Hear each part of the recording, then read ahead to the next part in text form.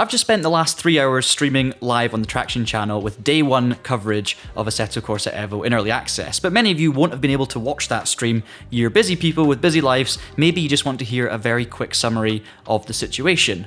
So here it is. I'll try and rattle through as many of the key headlines as I possibly can to get you up to speed with what's been going on. And right from the beginning, there were some issues. The game didn't actually launch exactly when we expected it to. The Steam page seemed to suggest it was about to go live, and then suddenly it was silence, it was unavailable. The Assetto Corsa website went down. There were all sorts of panicked messages flying around, but an hour later, the game did become available. And the first piece of information is the cost. In the UK, it's £26.39 for a couple of weeks as a little bit of a discount. If you're in America, it's $32.99, so you'll just need to check your own local currency if you're living somewhere else. I launched the game for the first time live on the stream, and immediately I didn't realise this was an issue until a little bit later on, but basically the game was locked in a sort of offline mode. Now what this meant was we didn't actually have access to a lot of the things that had been promised to us as part of this early access build. So we were expecting to be able to access the driver academy. We couldn't. We thought we'd be able to access the dealership and car customization. We couldn't. I was at least able to access around about 5 starter cars in my garage, but these were no race cars, no supercars. The fastest of them all was, I believe, an electric Alfa Romeo Junior, which is actually very cool, but we'll come on to that. Before we move on to the gameplay though, I do want to acknowledge the problem here. I mean, it seemed like everyone was locked out of online mode, everyone was in an offline mode, nobody was able to access this driver academy and therefore the licenses or save a driver profile. And this had big ramifications because it turns out you actually have to complete the first license test in order to unlock certain other parts of the game, like the dealership, like currency, like car customization, for example. So because no one could access that, it meant that nobody could earn any money, and therefore nobody could buy or rent any faster cars, which meant that everyone who was playing this from the first minute was stuck with just the first 5 cars. So not a great start, but of course the developers are working on fixing this as soon as possible. They have already updated the offline mode to include all 20 cars, so you can now drive the Porsche or the Ferrari, for example, but you don't have to pay for it, you just have it in your garage. There's still a clear issue there. There's still no levels, no currency, no driver academy, so this is a short-term plaster to allow you to experience other cars, but we're not experiencing the actual gameplay, the grind of trying to make money at this early stage, which we should have been experiencing, so that's not good.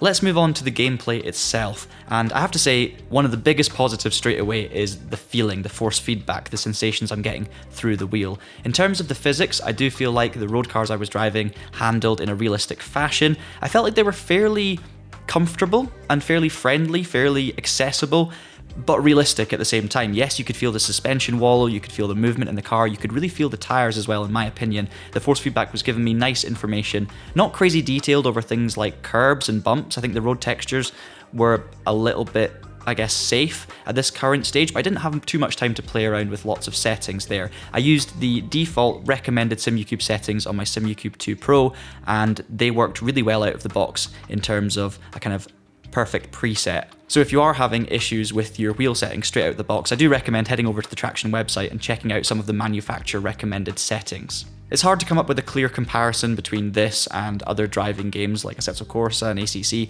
but I would say at this early stage it feels very much like not a revolution, nothing brand new or completely groundbreaking, but it does feel a step up, a development from the original Assetto Corsa. I don't think it's going to blow your mind, but I think in terms of the way it feels, as long as your wheel's set up properly and working, I think everyone's going to be happy. And considering this is a starting point, considering this is something to build on throughout the early access period towards a full release, I'm feeling positive about the way the car feels. And at the end of the day, that is an important section of the foundations. If we're talking about the visuals, I'm slightly less impressed. I don't think it was terrible. I don't think it was too bad. But even on my beefy PC, with all of the settings turned up to max, I thought the graphics looked reasonably good. I don't think they looked spectacular. I think everything looked a little bit soft.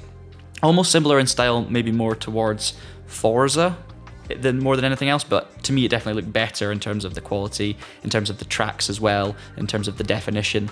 I just don't think it packs a particularly massive punch. Performance-wise, it was a slightly mixed bag as well. I think, generally speaking, the frame rate was pretty good, it was solid. I have a very beefy PC though, so that should be expected, and I was running at maximum graphics. When I turned it down to medium graphics, not much changed in terms of the frame rate. I did still suffer from a few stutters here and there in certain situations. Overall though, it was pretty okay. The issues came when I tried a wet race in the Honda S2000 at Brands Hatch, and the FPS really took a tanking. I was down to 30 or 40 FPS at times, and by turning the settings down to medium, I managed to up that number to about 50, but it still wasn't perfect when there were other cars on track.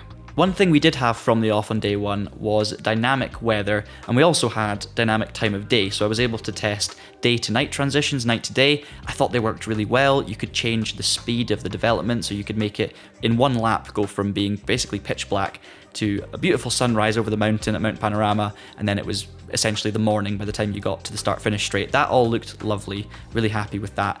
As for the rain, I am very impressed. I think it looks really good on the windscreen. The windscreen wipers had a really cool effect. That was all working great.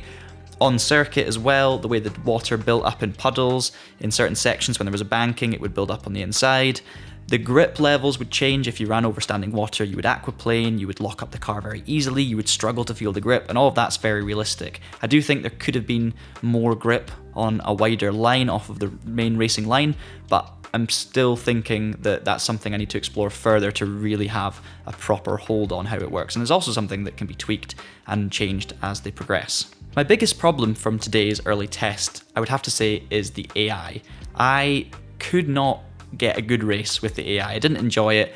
I actually think they were too slow. Even when they were set to 100%, there seemed to be some sort of glitch where they would change to 97%, and then they were about 4 or 5 seconds a lap off the pace, and they would brake on the exit of corners. They would do all sorts of weird stuff. They couldn't get off the line. At one point I went from, I think, 10th to 1st before the first corner, 10th to 2nd or something, and I just found them a bit irritating. They were aggressive, which is good. There was a couple of times where I actually got spun by an AI car pushing into the back of my car, but it sometimes felt like they were just barging through and didn't really know you were there.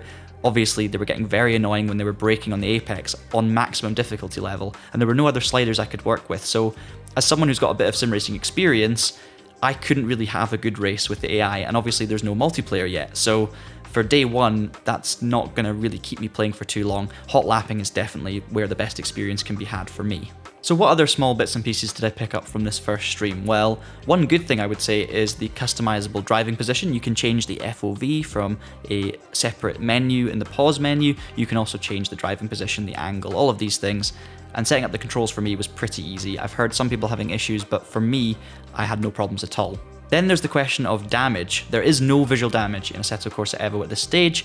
You can actually damage the car by crashing in a race or crashing into a wall, and a little HUD on the bottom right shows you a colour depending on how much damage, so it can go orange and then red if you keep on crashing. However, I couldn't really feel any major performance impact, so that's something, again, I'm going to have to just explore further as the days progress. As you may have already worked out from watching this video, you can also view a replay. It doesn't seem at this moment like you can save them. The HUD is very, very basic. There's basically just a play button and a pause button, but you can change the camera angle, you can scroll forward and backwards, so that's at least something. Another important thing to mention is virtual reality, VR support. Now, the game does have VR support. I've not personally tried it, but having spoken to my colleague Ross and having heard comments come through in the stream, it really doesn't look great at this current stage. It sounds like there are lots of issues still to be ironed out with VR, but we'll obviously keep you posted on the TraxionGG website. Maybe you can see some footage of it now on screen. Maybe you can't. I don't know if it's even possible to capture it at this stage. And finally, let's talk about glitches. Obviously, the big concern was being locked in offline mode and not actually being able to play the game in the way you were meant to and experience the academy and buying cars. But also, I did experience one fairly major glitch. At the start of a Brands Hatch race, I seemed to fall through the floor and my steering wheel started going a bit crazy. You could see it on the stream. And then after that, I had to change a setting. I had to actually turn off full screen mode in order to stop that from reoccurring, even when I quit and rejoined a session, for example. So rebooting the game would have fixed it. Apparently, changing full screen from on to off would fix it. And that was thanks to a comment I had on the stream. So thank you very much for that, Alex. But that was really it. Other than that, I didn't see any major glitches or issues. In fact, I don't think I saw any. So for day one of early access, I don't think that's terrible. And that is pretty much going to round up my summary of day one on Assetto Corsa EVO. Obviously, if you want more information on any of this, if you want to see my live reactions and forming these opinions, go and check out the stream, which is still available on the Traxion channel. Also bear in mind, it is day 1 of early access, this is an ever-evolving beast, so a lot of these issues might be fixed by day 2, maybe it takes until the first update, maybe it takes until the 5th update. We'll try and keep you updated on the TraxionGG website. Obviously, some of the stuff I've said in this video may already be out of date, but hopefully it's given you a chance to get a feel for what things were like on day 1. For me personally, the main thing is the fundamental feel, the physics and the handling, and that's probably the best part about this early access phase. There's lots and lots of other rough edges, but we've said that before about games that have turned out very well. We've even said it about ACC itself, so I'm still feeling optimistic, but I think there needs to be a lot of patience, and I'm looking forward to seeing the discourse around this, because I think there's going to be some very mixed opinions. Do leave us a like if you found this summary useful. Also subscribe if you want to see more on AC EVO. We recently hit 100,000 subscribers, so thank you very much to every single one of you who is involved in getting us over the line there, and we can't wait to bring you more content. Until I see you next time, thank you so much for watching and have a great day.